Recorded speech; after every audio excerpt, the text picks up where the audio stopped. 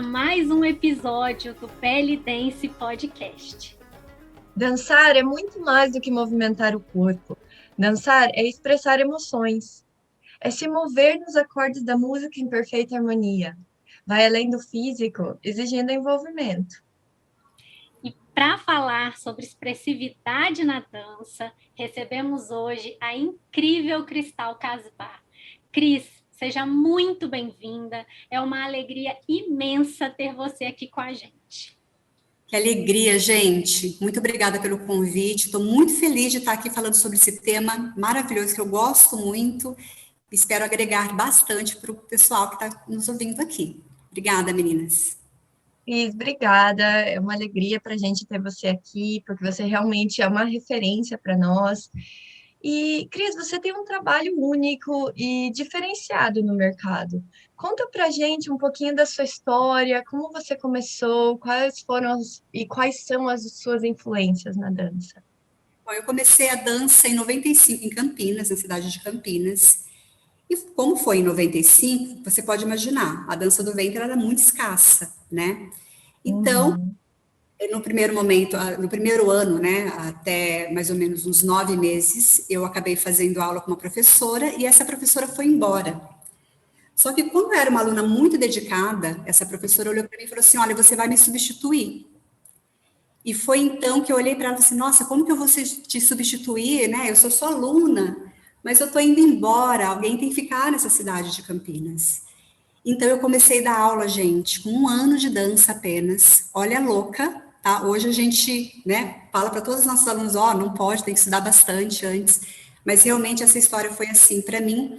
Só que como não tinha nada de dança em Campinas, eu acabei indo para São Paulo, estudar na Cacá, que a minha professora estudava na Cacá. E eu acabei também abrindo outros leques, porque não era sempre que eu podia estar indo para São Paulo, por condições financeiras mesmo na época. Eu fazia mais aulas particulares, no caso.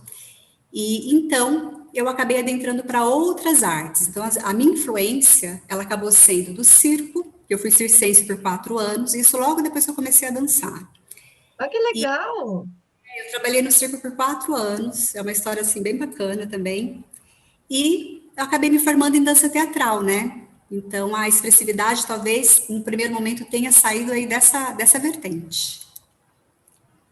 Conta pra gente, Cris, um pouquinho sobre essa época do circo e como ela te influenciou para a dança. Olha, a história é muito legal, porque na rua de baixo da minha casa tinha um espaço que hoje acabou virando uma praça enorme, né? Era um espaço enorme que tinha ali. Então, ia sempre um circo chamado Gran Circo Norte-Americano. E como eu tinha começado com a dança e acabei... Eu queria procurar outras artes, né, para agregar, já que eu não podia estar indo para São Paulo sempre, eu fui nesse circo pedir para me apresentar ali, sem ganhar nada. Foi aquela coisa assim, foi de experiência mesmo. E eu acabei ficando por 4 anos, depois, lógico, eu comecei a ganhar, né, tinha meu cachê, tudo. Acabei ficando por 4 anos ali, e num dado momento que eles perceberam que eu usava bastante da minha criatividade, eles me chamaram para levar um grupo, então eu levei algumas alunas, da qual eu montava coreografias para essa proposta, até que eu comecei a fazer as aberturas desse circo. Só que eu não fui embora com o circo, né? Então, era quando ele ia para Campinas, mas ele ficava por um bom período, ele ficava por volta de 6 meses. Às vezes saía do local, né? Saía de perto da minha casa, ia para outros locais, mas o fato é que eu sempre estava ali com eles, e foi uma experiência incrível, porque você realmente estar dentro do circo é, de fato, conhecer a arte de perto. E também o fato de você se emocionar com tudo que você vê ali dentro. Na época, tinha animais ainda, né? Então, eu me emocionava muito de ver aqueles animais ali, e ver os elefantes e todos aqueles bichos, então, assim, presos, né, enclausurados. Então, eu me emocionava demais, então eu aprendi demais ali dentro. Então, realmente, assim, fazer parte do circo foi, assim, uma grande escola para mim. Mais até no começo, né, mais até do que a dança do ventre no começo. Tá? E depois, claro, eu estudei muito a dança do ventre e continuo estudando até hoje.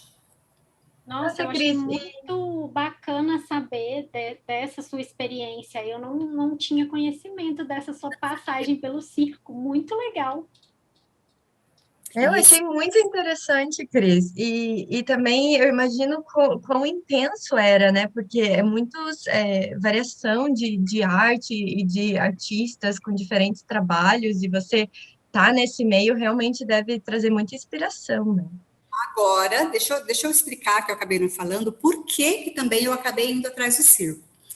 Como era muito escassa a dança do ventre para mim, né, em Campinas, o que eu fazia? Eu comprava fita cassete. É fita cassete que fala? Fita de vídeo? Nem lembro mais como É. VHS? Não sei. é VHS, acho que, enfim. Até que eu conheci uma bailarina chamada Naima Akef. Lembra? Da Era de Ouro. E a Naima, ela era circense, né? Quando eu soube que a Naima era circense, eu falei assim, olha só, então eu posso, é uma abertura aí para mim, vou atrás do circo, né? Porque se a Naima, ela era tão maravilhosa e realmente, assim, é uma das minhas preferidas, claro que eu amo todas, mas, assim, ela é realmente uma das minhas preferidas, porque realmente acabou entrando como uma grande referência de estudo para mim na época, justamente por ela ter nascido dentro do circo.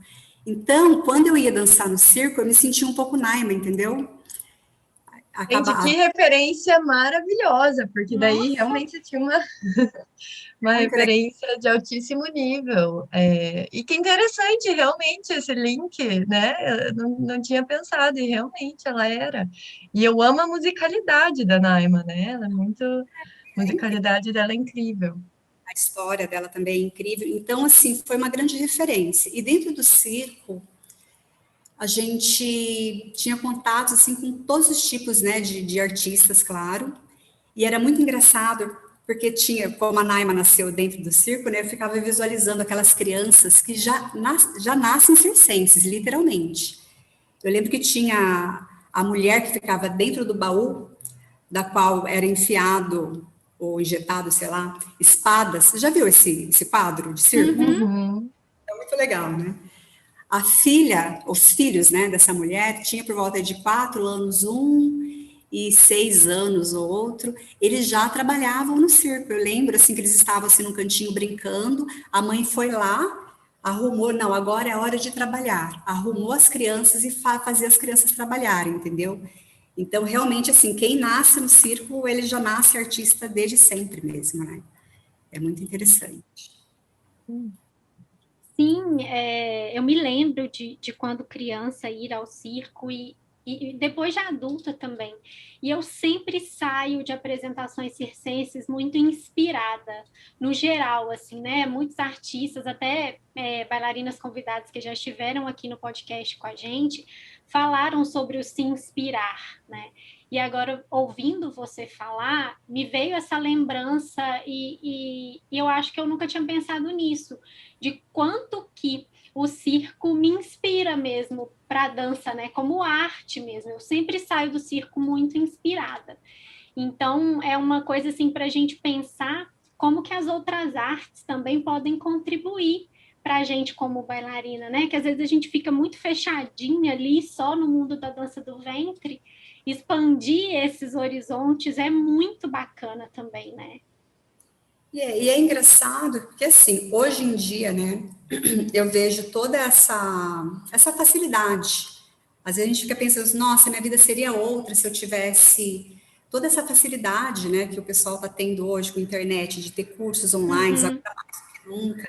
E na época eu não tinha. Porém, quando você para pensar, talvez todo o meu histórico, tudo que eu sou por dentro, né, como bailarina, eu devo a essa época de escassez mesmo, né? Então eu tive que procurar outros horizontes, me inspirar de fato de outra forma, de outras formas, né, para que eu pudesse alavancar, né, a minha bailarina, a minha expressividade, a minha história dessa forma tão única, né? Então, assim, é um agradecimento. Hoje eu agradeço, na verdade. Embora não seria nada mal a gente ter também internet naquela época, né? Seria incrível. Era uma época muito difícil, né, gente? A gente não tinha nada, né? Quando eu fui para São Paulo pela primeira vez, imagina, a pessoa do interior, né, Campinas, né, do interior, aí a pessoa chegou em São Paulo pela primeira vez, sozinha. Eu não sabia metrô, essas coisas. A gente via na TV, assim, enfim. Aí eu lembro que eu cheguei no metrô, eu não sabia que tinha que comprar o bilhete para passar na roleta. Olha só, foi totalmente, né, sem conhecimento mesmo. Por quê? Por amor a essa arte, né? Eu entendi que eu tinha que estudar, já que eu estava dando aula, eu tinha que aprender de alguma forma. Então, foi bem difícil na época, mas me tornei a bailarina que sou, dentro da minha proposta interna, né, que eu digo, justamente por ter tido todas essas experiências sem internet. E, Cris, conta um pouquinho pra gente o que você considera, assim, como sendo uma boa expressividade para bailarinos e bailarinas. Olha, quando a gente pensa em expressividade, eu posso dizer que bailarinas, né, ou bailarinos, todos nós somos expressivos, é inerente, né, do ser humano, todos nós somos expressivos, assim como criativos. Então, como que eles tocam o meu coração? Quando, nessa apresentação, algo acontece de diferente, ou seja, forma-se um cordão umbilical, os meus poros se abrem. Como que está sendo essa expressividade? Ela está me passando uma mensagem, ela está me passando um ruído. Então, quando isso acontece, eu considero como sendo algo legal para eu ver. Mas eu também não posso deixar de lado a ideia é que todos nós somos expressivos, né? Às vezes não toca o coração das pessoas, mas todos são expressivos. Então, eu sempre olho com muito carinho para as apresentações de todos, procurando mesmo. Mas às vezes você não precisa procurar tanto, né? Às vezes a pessoa entra e ela já forma toda uma conexão com você, ela te fisga, né? Como público, e ali você simplesmente não respira ou passa a respirar quando o bailarino ou a bailarina, enfim, quando a bailarina respira e você passa a respirar junto, quando ela para de respirar e você também para junto, aí sim é aquela coisa que te pega, né? Que realmente faz com que você se apaixone pela apresentação. Então, para mim, expressividade seria, uma boa expressividade seria isso, eu me emocionar quando eu assisto uma apresentação. E é engraçado que às vezes nem precisa ser uma bailarina profissional, né? Para passar isso para gente. Às vezes, eu sempre falo isso com as minhas alunas, façam com o coração. Independente se você tem 1 mês ou 10 anos de dança, faça com seu coração. Faça um básico egípcio com todo o seu amor. Porque se você colocar amor no que você está dançando, as pessoas vão conseguir sentir, né?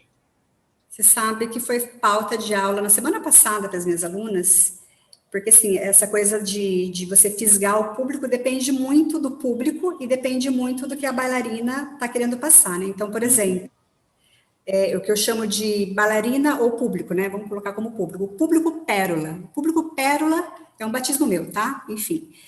O que seria esse público? Aquele público leigo que, se a bailarina dançar espada, não que não seja fácil dançar espada, né? Uma boa espada, enfim, tudo aqui é bem difícil de fazer quando bem feito, enfim.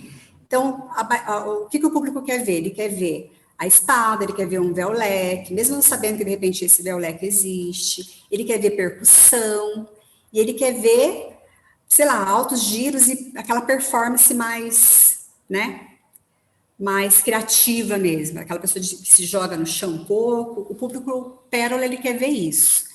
Já o público misto é aquele público que ele vai ver um pouco de cada, ele vai valorizar. Porém, o público ouro, que é o público de artistas mesmo, de bailarinas, ou que tem artistas no meio, bailarinos, enfim, o que realmente vai ser valorizado para nós, para a gente que está um bom tempo? Aquela bailarina, que ela vai lá, ela faz um 8 profundo, ela trabalha um pouquinho do seu olhar, e ela faz um ombrinho, e ela faz um básico egípcio gostosinho. E o que a gente faz? A gente realmente baba nessa bailarina, né? A gente olha para ela e fala assim, meu Deus, ai meu coração. Não é assim, meninas? Então, eu acho que é muito, muito mais isso do que você trabalhar grandes performances. Não que isso tenha que ser desvalorizado, pelo contrário, né? Eu acho que arte é arte. Mas chega um momento na nossa bailarina que é isso que realmente vai valer, sabe? Quando você olha e você admira o básico. Por isso que eu sempre falo, o básico é, assim, algo que você tem que realmente parar e prestar muita atenção logo no começo, porque é o que vai fazer diferença na sua dança futuramente. É dançar com a gostosura. Cris, achei muito bacana todos esses tópicos e uma coisa que me chamou a atenção, em questão que você falou que todos nós somos expressivos e criativos, né? E isso é uma coisa muito interessante e importante para a gente lembrar, porque muitas vezes a gente olha uma bailarina, digamos, referência em expressividade, que tem uma comunicação muito intensa, uma conexão muito intensa, e a gente esquece que existem outros, né, estágios antes disso, né, para ser expressivo e criativo, que a gente todos têm essa capacidade, né? Todos têm essa expressão, mas o desafio realmente é como comunicar isso, né? E achei muito interessante essa questão do público, da divisão, né? Como é verdade isso, como a gente tem diferentes públicos e realmente é difícil agradar a todos, né? Mas uma coisa que eu reparo muito é que quando a bailarina expressa a verdade dela, mesmo que às vezes você tenha um público, digamos, pérola, né? Que é um público que gosta de ver impacto e muita agitação e coisas novas. Se a bailarina, digamos, tem uma dança mais calma, mas ela está muito dentro dela, ela está comunicando aquela verdade, aquele amor, aquela bailarina ainda consegue tocar aquele público de alguma forma. Talvez mais do que uma bailarina que esteja fazendo, digamos, uma performance de impacto, mas que seja totalmente desconectada da verdade dela, sabe? Aquele negócio meio artificial, não sei, uma reflexão aí que veio para mim. Posso te falar uma coisa? Eu sempre costumo separar da seguinte forma as expressões. A expressão a expressão do metrô e a expressão do palco. Vocês sabem qual a diferença da expressão do metrô e a expressão do palco? Já ouviram falar? Não. Não, porque sou eu que estou falando. Mas, enfim. Queremos saber. Pensa no seguinte. Quando você, acho que acredito que todas vocês já tomaram, né? Todas já tomaram o metrô na vida, né? Já entraram dentro do metrô. Então, você está esperando o metrô. Aí, de repente, o metrô chega. Aí você entra no metrô, de repente esse metrô não está muito cheio, tem pessoas em pé, tem pessoas sentadas. Agora, tenta observar o seguinte, no momento que você entra e você já vai para o seu cantinho, e se você encosta em qualquer parte do metrô, seja no banco, seja na porta, sei lá, ou segurando, você acaba virando o metrô. Porque se você não tiver com o celular na mão, se você não tiver com o livro na mão, a expressão é a mesma para todo mundo. Vocês já repararam nisso? O olhar ou é diagonal baixo ou diagonal cima. Já repararam isso, meninas? É verdade. Nossa, é verdade, sim. Aí o que acontece? Quando você vai para o palco, você tem que tomar muito cuidado. Como que está sendo essa expressão? O palco está te abraçando ou você está levando o metrô para dentro do palco, entendeu? Às vezes a gente dança e fica aquele olhar assim perdido, que você não sabe, aquele olhar meio, parece que está hipnotizado, né? Que você não sabe exatamente para onde a pessoa está olhando, o que a pessoa está fazendo ali. Não é que ela não está sendo expressiva, ela está sendo expressiva. Eu costumo dizer sempre que qualquer ser vivo, mesmo uma árvore, ela tem expressividade. A árvore, ela bate um vento, ela vai trabalhar o seu movimento, aí você olha para cima, já vê os pássaros passando, a pessoa louca aqui, né? E com o ser humano, mais ainda. A criança, o bebê, ele já tem a expressividade dele, já tem um olharzinho. Tem bebê que é muito fechadinho, né? Ele não sorri tanto, já tem bebês que sorri mais. Aí essa criança vai crescendo, ela vai ser tímida, ela não vai ser tímida. Independente tudo isso entra como expressividade. Agora, como a gente vai usar essa expressividade num cenário de apresentação, é que muda, né?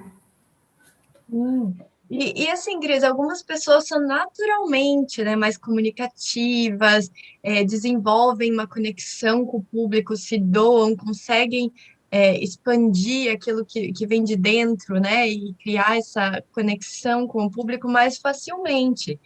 E algumas pessoas realmente elas têm mais dificuldade em desenvolver esse aspecto de comunicação com o público, de envolvimento, né? Para não ter aquela expressão, como você falou, né? Perdida, que você não sabe onde está o olho, não tem aquela conexão. Como que faz para desenvolver esse aspecto? Tem algumas dicas, né, de como desenvolver essa conexão para quem tem mais dificuldade? Olha, eu tenho, na verdade, antes de mais nada, uma grande observação com relação a isso. Então, se você pegar um artista que eu considero, assim, para mim, ele é, assim, uma grande referência, assim, sabe, de artista, é o Ney Matogrosso. Vocês conhecem o Ney Matogrosso? Uhum. Sim, sim, com certeza. Eu cresci vendo, assistindo, porque eu tinha uma tia que morava junto comigo, com meus pais, enfim, e ela amava, né, ela tinha umas preferências, tal, muito bom gosto, inclusive.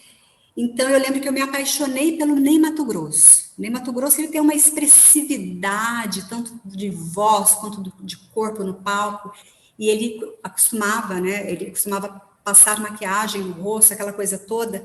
Ok. Foi passando o tempo até que eu fui me interessando mais pela história do Ney Matogrosso. E eu não sei se vocês sabem, mas ele é uma pessoa extremamente tímida. Talvez nesse momento ele tenha superado algumas barreiras com relação a isso. Então hoje eu não vejo ele mais tão tímido como antes, mas antes ele era uma pessoa extremamente tímida.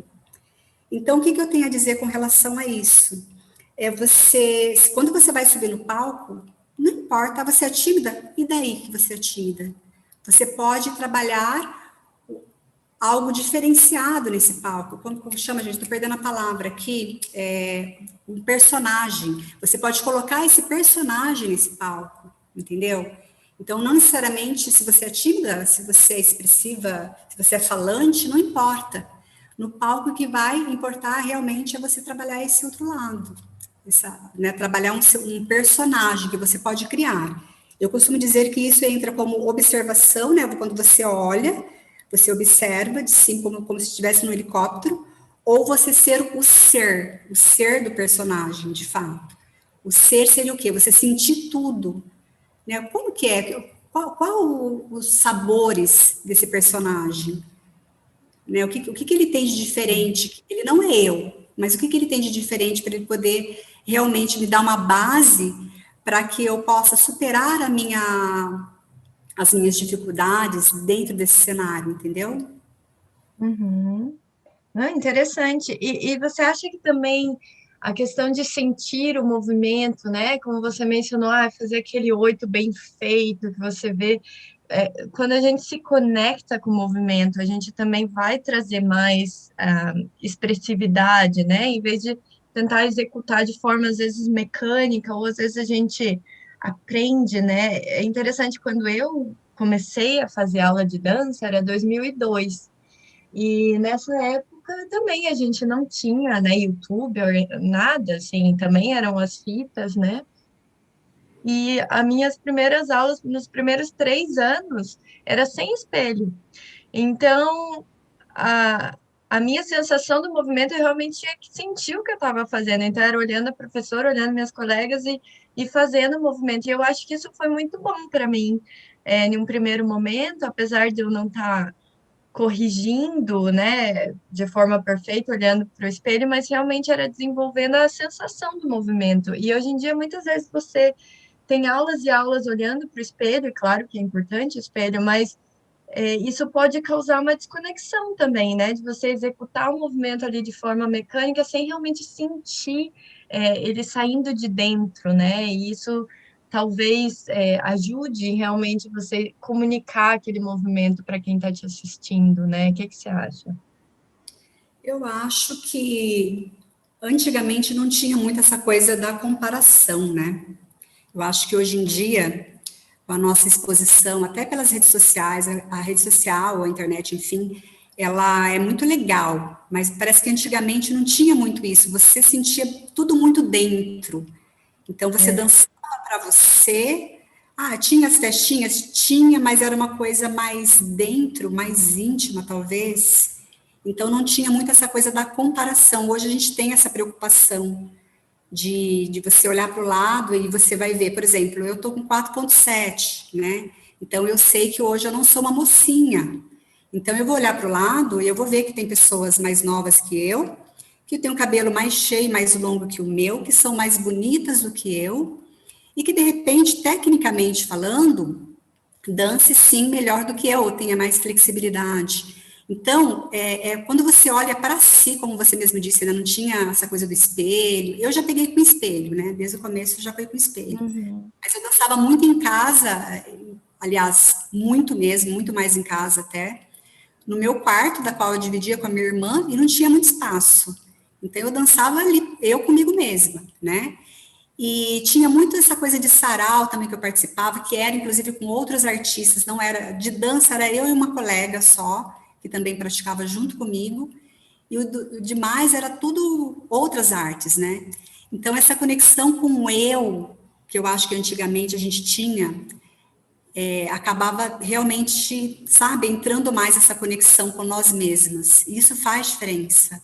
Isso faz diferença. Você sentir, você trabalhar todas as suas conexões e suas percepções. Antigamente a gente tinha um pouco mais disso, mais do que temos hoje. Sim, Uhum. e essa autocobrança que a gente tem hoje, até por a gente ter acesso a bailarinos do mundo inteiro, né? Então você olha uma bailarina lá na Rússia fazendo alguma coisa que o seu corpo não é capaz de fazer.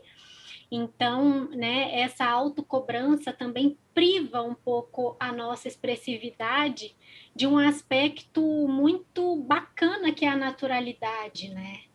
Então, às vezes, a gente se cobra tanto que a gente esquece de expressar com a dança quem a gente é mesmo, né? O que a gente acredita. Então, é bacana também a gente pensar por esse lado que você falou, né, Cris? Não, com toda certeza. Realmente, hoje a comparação. Hoje, gente, vou falar uma coisa para vocês. Agora até posso falar como hipnóloga. Hoje é muito autoconhecimento. Então, quando você realmente sabe, você sabe o seu valor, você sabe quem é você sabe da sua história. Então, assim, quando você identifica, né, que não adianta você querer usar o sapato dos outros, porque às vezes você vê uma bailarina pronta, né? Até uma coisa que a gente estava conversando no começo, antes da gente começar a gravação aqui, seria daquela coisa do pessoal, o pessoal vai, faz, acontece, mas não entende o que entra como sendo conexão, né? Então, é complicado. Sim, e isso entra muito nesse aspecto, né, do nosso estado de espírito e a nossa maturidade, como isso afeta a nossa habilidade de se expressar e se comunicar através da dança, né? Eu sinto que com os anos, realmente muita coisa mudou. Quando eu comecei novinha, ou quando a gente vai ficando mais velha, essa maturidade, a experiência, realmente afeta como a gente se expressa e comunica, né? Você considera que o estado de espírito, aquele dia que a gente está bem, ou o dia que a gente está triste, enfim, isso afeta a nossa expressividade e como a gente se comunica? Com certeza, porque imagina, né? Por exemplo, eu já tive síndrome do pânico, ansiedade e síndrome do pânico. Então, eu sei o que é ter uma mente acelerada. E acredito que hoje em dia, né, especificamente hoje em dia, de fato, tem muita gente aí com a mente acelerada. Né? A ansiedade, ela chegou e ficou mesmo, infelizmente. Então, imagina você com tudo, pensando tudo ao mesmo tempo, e se importando com o outro, entendeu? Não se conhecendo. Como que você vai criar alguma coisa na sua vida? Como que você vai, como está ligado à criatividade, como eu disse no começo, como que você vai ser criativa? Como você vai colocar a sua expressividade ali, sabe? Para você entrar com essa proposta. Fica muito mais complicado. Sim, Cris, e assim, você já sentiu alguma resistência do mercado com relação a você ter uma dança com uma expressividade diferenciada, ou isso trabalhou sempre a seu favor? Assim, como que foi o seu processo? Olha, eu sou uma bailarina da fusão, né? Então, eu imagino a bailarina da fusão desde sempre, por todo o histórico que eu já contei aqui, né? Então, assim, a dança do ventre, ela entrou na minha vida, mas perante toda a situação, eu acabei adentrando para outras propostas artísticas também. Eu abri esse leque. E por abrir esse leque, eu acabei adentrando muito a proposta de fusão. Então, eu sou uma pessoa que eu gosto, uma vida inteira, são 26 anos aí, amando a fusão, sei lá, isso, gosto de tudo. Gosto da Era de Ouro, gosto do Gauás, trabalho muito com isso, mas a fusão realmente é o meu amorzinho. Então, imagina, no momento que as pessoas não usavam tanto, ou as pessoas que de repente usavam, talvez não levassem tão a sério, e de repente, não sei o que acontecia. Mas o fato é que eu senti muito, mas muito preconceito o tempo todo, até o momento, acho que foi 2011, 2010, não me recordo, acho que foi 2011, até o momento que eu tive a oportunidade de me expressar com um trabalho de fusão chamado Sentimento Angústia. Foi naquele momento que eu ultrapassei o portal, que as pessoas começaram a valorizar e olhar para mim e dizer, nossa, que legal. Mas até antes disso, era uma coisa assim, nossa, mas dança do ventre, fusão, para que isso? Na verdade, existe até hoje, que tá tudo bem, né? Cada um tem um gosto mesmo. Mas eu sofri, sim, muito preconceito por gostar de fusão, por abrir o meu leque, né, como artista. Não só como belly dancer, né, mas como artista no geral. Cris, e conta um pouquinho mais dessa apresentação tua, como é que foi, aonde que você apresentou e como que isso se desenvolveu depois.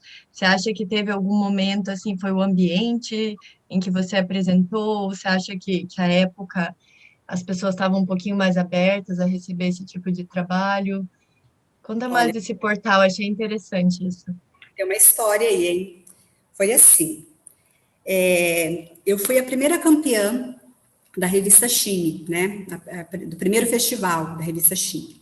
Aí eles me chamaram, entraram em contato comigo, disse, olha, você foi a primeira nossa campeã, tal, no profissional, então eu gostaria de te chamar para fazer uma participação de um solo no festival de gala chamado Sentimentos. Aí eu falei, Uhum. que legal, Sentimentos. Já tem um monte de coisa. Aí me falaram assim, então, o sentimento que nós gostaríamos que você representasse seria o sentimento angústia. E assim, não foi algo que eu olhei e disse, nossa, esse sentimento, angústia. Eu aceitei na hora e aceitei de muito bom grado, porque afinal de contas seria uma grande oportunidade de eu me expressar, porque realmente assim, angústia não caberia outra coisa que não fosse fusão. Na minha concepção, na época, pelo menos foi assim. Aí tudo bem, foi um mês de preparação, né? Então, eu lembro que eu sentei e me silenciei, fiz as minhas meditações, que é uma coisa que depois eu vou dar as dicas aqui para vocês. Fiz a meditação e pensei, bom, o que eu vou fazer com esse sentimento de angústia?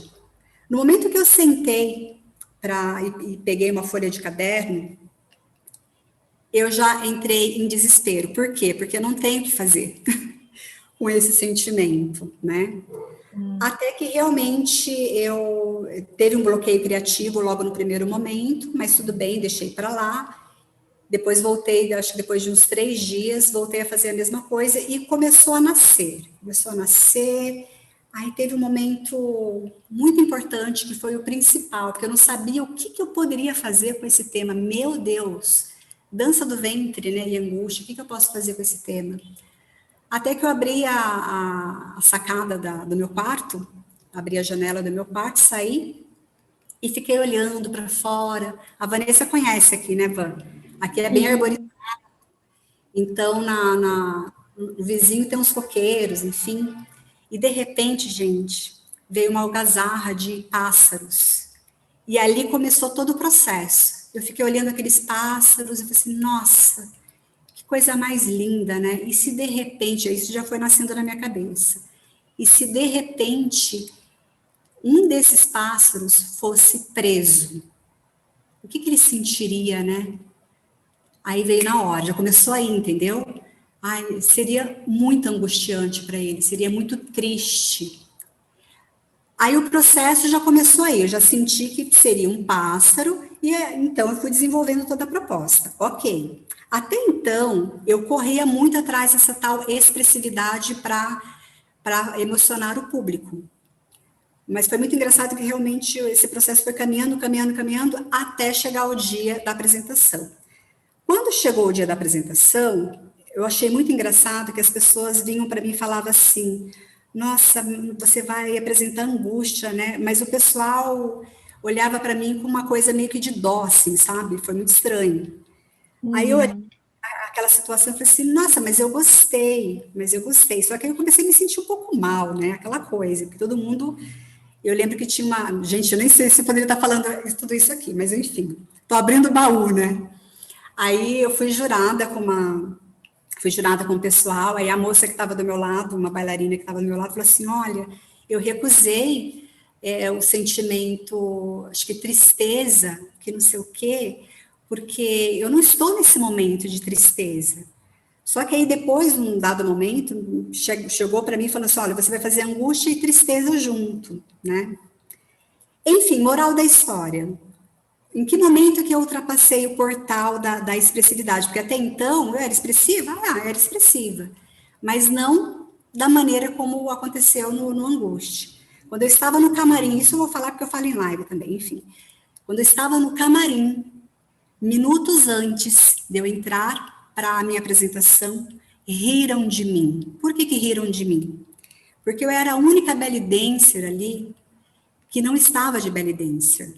Eu estava vestida de um pássaro, com cílios enormes de pena, com um peixe na cabeça, que era uma coroa, né, na cabeça, com um figurino que lembrava um pássaro, ou seja, cheio de penas, e as pessoas, não vou falar quem, óbvio, mas assim, riram de mim, minutos antes.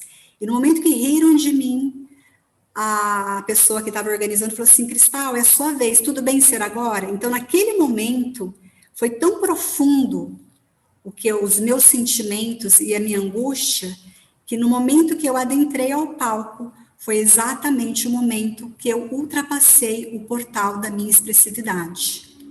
Então, foi exatamente dessa forma como aconteceu. Então, a expressividade, para mim, entrou fortemente junto com esse sentimento que hoje eu sou muito grata por ele existir, que é chamado de angústia. Nossa, Cris, eu até me arrepiei ouvindo essa história. Aqui.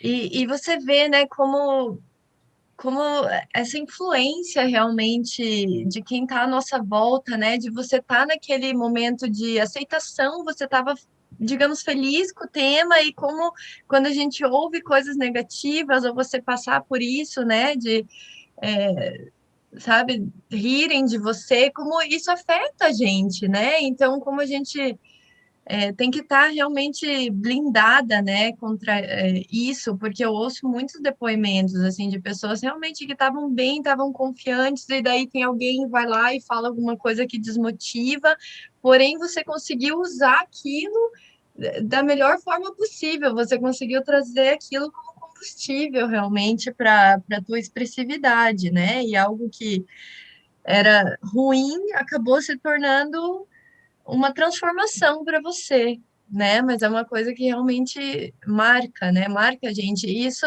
faz a gente pensar como a gente tem que ser cuidadoso com o outro, né? Porque a gente tem esses julgamentos com o outro que realmente a gente tem que cuidar com o que a gente fala, né? Exatamente. Porque é muito poderoso, marca as pessoas, magoa, né? Então, realmente, a gente tem que ser cuidadoso com o tato, com as pessoas, quando a gente está nesses festivais, nesses eventos, realmente se colocar na posição do outro, né?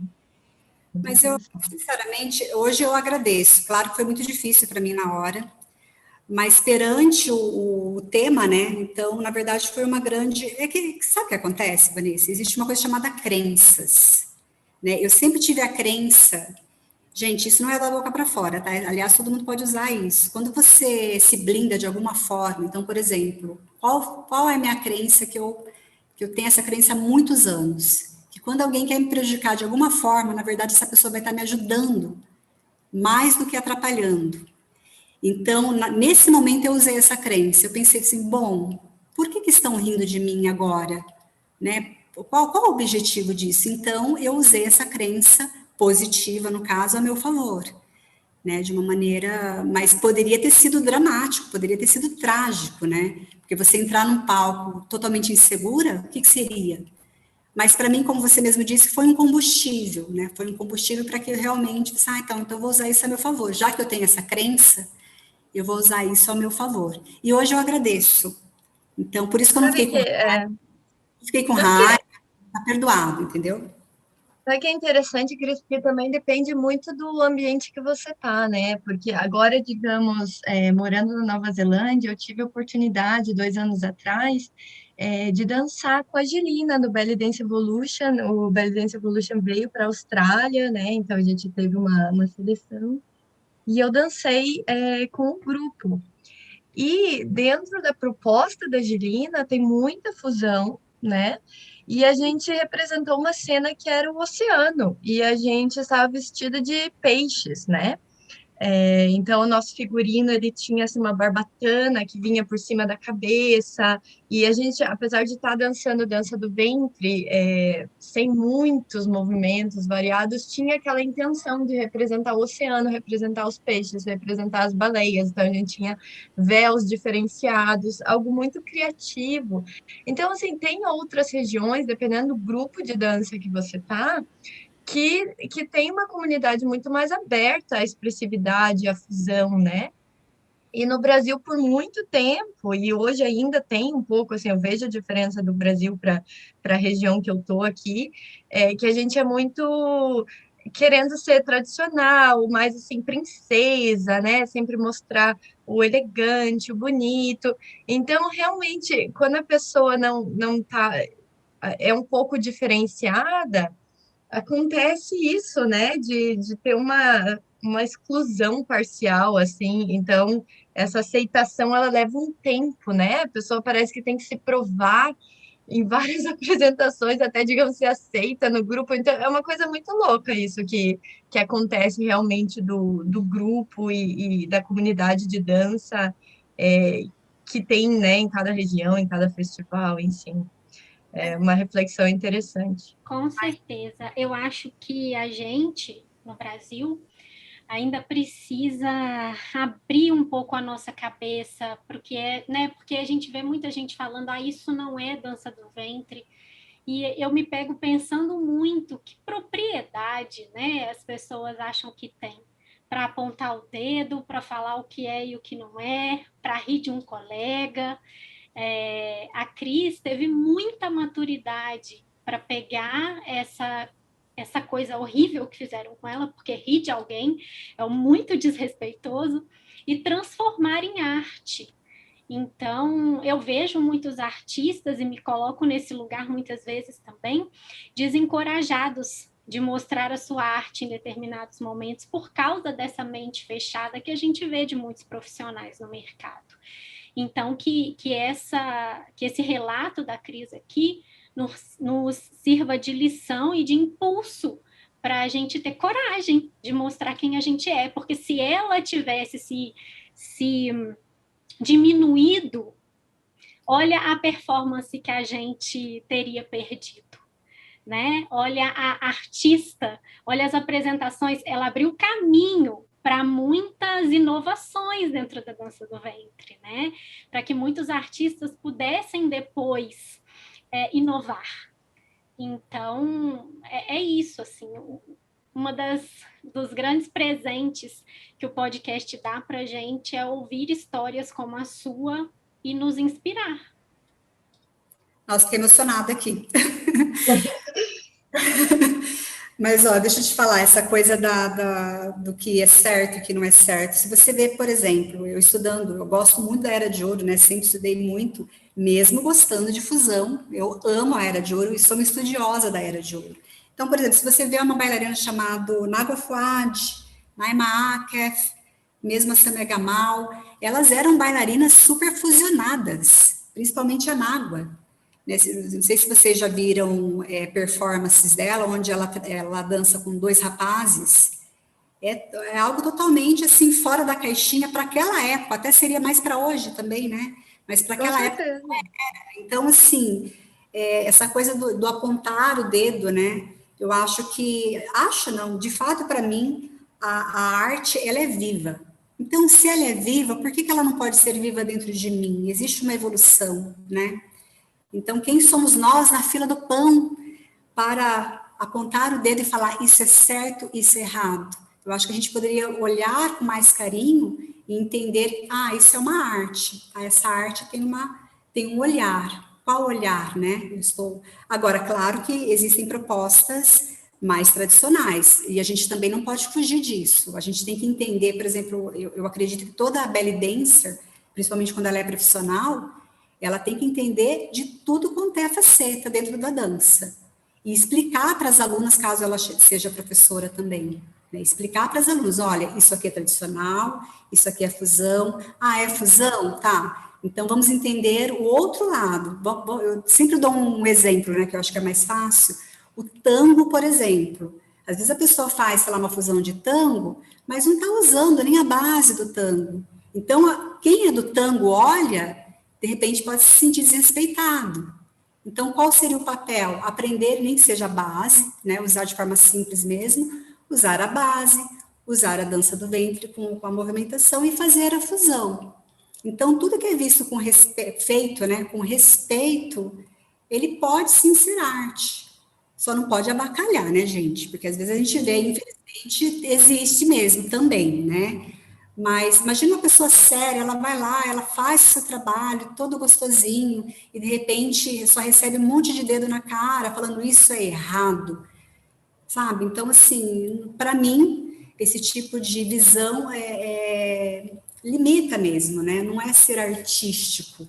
Porque quando a arte ela é muito viva, você pode fazer arte, sei lá, não tem arte na rua, onde as pessoas pegam qualquer coisa, ele pega uma bolinha lá e faz arte, entendeu? A gente precisa ter esse carinho para olhar para a arte, né? Porque ela transforma, né? Com certeza. Agora, Cris, vamos te aproveitar todo o seu conhecimento aqui. Você pode dar algumas dicas, algumas técnicas de como ter uma expressividade boa para o público, especialmente para aqueles momentos que a gente não está no nosso melhor, então que a gente precisa dar o dobro para conseguir, né, se conectar. O que você dá de dica para a gente nesse sentido? Olha, eu tenho algumas dicas aqui. Então, a primeira coisa é você entender, né, que a gente tinha falado no começo, que você é sim um ser criativo, é sim um ser expressivo. Por que eu estou colocando criatividade e expressividade junto? Porque não adianta você não adianta você ser expressivo e não ter criatividade para você usar a sua expressão. Por isso que você precisa caminhar com essas duas vertentes. Eu quero ser expressiva, então corra atrás de ser criativa também. Embora você já seja, corra atrás para você ser um pouco mais. Essa seria a primeira dica. A segunda dica é realmente acreditar nisso e trabalhar a sua mente e seu espírito, ou seja, trabalhar a sua mente silenciando, né, fazendo afirmações positivas, no sentido de acreditar, eu sou expressiva, eu sou criativa, então isso é muito importante, trabalhar o seu autoconhecimento, ok, então essa parte parece que é uma coisa até bobinha, né, mas é muito, muito, muito importante. Agora, tem umas dicas para, de repente, o pessoal está fazendo em casa, que seria você fazer o seguinte, você abre uma sala, né, abre um Zoom com a sua amiga, porque hoje é tudo online, né, abre uma sala com a sua amiga e faz uma dança batendo um papo com a sua amiga. Imagina a gente aqui, né, que não é o caso, mas imagina a gente aqui conversando e se expressando com o corpo inteiro, sabe? Com o piscar dos olhos, com a maneira que você olha para o lado, mas dançando. Claro, avisa sua amiga antes, tá? Então, avisa sua amiga antes e parta para esse bate-papo aí com ela. A outra coisa que você pode fazer, que eu acho muito, muito legal, é você ter a percepção do seu corpo. Porque como que você quer ser criativa, como você quer ser expressiva, se você não está reconhecendo o seu corpo? Então, existe, por exemplo, algumas formas de você acordar o seu corpo. Com uma bucha, como chama aquelas buchas? É bucha natural, né? Vegetal. Vegetal, isso. Pega uma buchinha vegetal, sabe? Coloca um top, coloca uns shortinhos, num dia que você vai trabalhar a sua expressividade, passa essa buchinha no seu corpo e vai dançar. Outra coisa que você pode fazer, corta um cabo de vassoura em 2, pequeno mesmo, e comece a dar batidinhas no seu corpo, para você acordar o seu corpo. Ah, não tem nada disso, então fecha o punho e começa a bater no seu corpo. Você precisa acordar o seu corpo para ele entender que ele existe. Então, você coloca uma música totalmente fora do contexto da qual você irá trabalhar. Então, não necessariamente, aqui nós somos belly dancers, mas não precisa ser, até é bom que não seja, para a gente também não querer ficar trabalhando os arranjos. Coloca uma música qualquer, com o pé no chão, você começa a sentir partes a partes do seu corpo. Então, começa sentindo o pé, depois o tornozelo, e de repente você sente a sua mão, a pontinha do seu dedo. É você se reconectar, se conectar com você mesma. Dá para fazer isso como forma de expressão corporal. Agora, se for uma coisa dentro, porque a expressão corporal é a expressividade, né? Quando a gente pensa em expressividade, não é só rosto. Agora, se for uma coisa dentro, então você vai fazer a mesma coisa, tudo igual, passar a buchinha ou bater, enfim, e trabalhar a sua conexão interna, sabe? Medita antes, tudo é meditação e autoconhecimento, gente. Primeira coisa de tudo é você parar, silenciar a sua mente, entender que você é esse ser expressivo, é esse ser criativo, e experimentar, não tem outra forma, é experimentar. E trabalhar realmente o seu autocuidado, não se comparar, né? Não achar que você é menos ou inferior do que a outra pessoa, porque afinal de contas você não vestiu os sapatos dessa pessoa. E o que essa pessoa precisou passar para ela chegar nessa expressividade? Por exemplo, no meu caso, eu por muitos e muitos anos, eu era uma bailarina técnica, que eu subia no palco, eu me apresentava assim muito bem, mas muitas vezes eu voltava chorando para casa. Por quê? Porque eu não me sentia conectada. E para você se sentir conectada é o autoconhecimento. Por isso que essas duas bases iniciais é o mais importante. É você realmente sentir o seu expressivo, sentir o seu criativo, entender que você é, trabalhar as suas afirmações para isso. Basicamente isso, meninas. Então, meninas e meninos, né? Então, se vocês quiserem realmente alavancar a sua expressividade, trabalhe a sua totalidade.